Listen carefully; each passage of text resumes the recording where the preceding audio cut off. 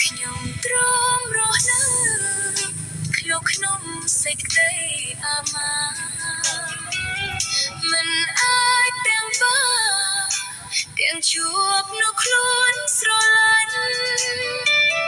រកគាចង្រៃបំផ្លាញទាំងក្តីសង្ឃឹមគ្មានស្នាមញញឹមមានតែភាពឈឺចាប់អ្នកផងគេខ្ពើគេទុកខ្ញុំមនុស្សមិនស្អាតគេបាក់ឌីសេឲ្យរស់ក្រៅសង្គមព្រោះតែជំងឺធ្លាក់ឈាមមក12ឆ្នាំ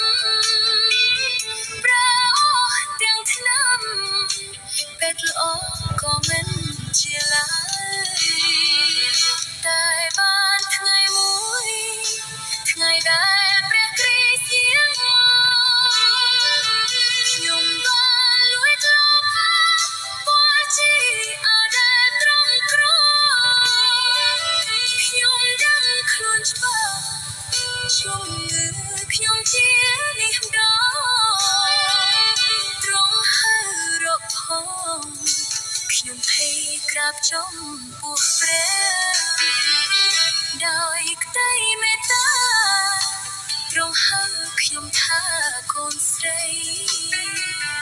ទ្រង់អើយដំឡៃនោះស្រីដែលគេបោះបង់ក៏ប្រោះឲ្យជីវិតបានស្អាតថោកផងក្តីស្នេហ៍ឥតមកព្រះគ្រីស្ទជាក្តីសង្ឃឹ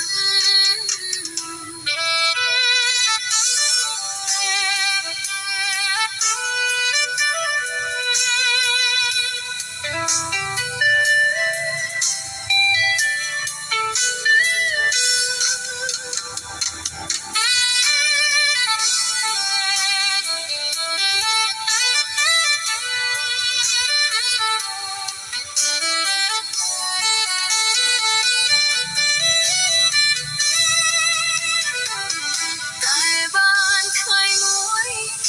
ថ្ងៃដែលព្រះគ្រីស្ទយាងមកខ្ញុំបានលួចលបពណ៌ជាឲ្យដែលត្រង់ក្រខ្ញុំដឹងខ្លួនច្បាស់ជំងឺខ្ញុំជានេះម្ដងត្រង់ហើយរកផងខ្ញុំភ័យក្រាបចំពោះព្រះដោយក្តីមេត្តាទ្រង់ហៅខ្ញុំថាកូនស្រីទ្រង់អើយដំឡៃនោះស្រីដែលគេបោះបង់ក៏ប្រោះឲ្យ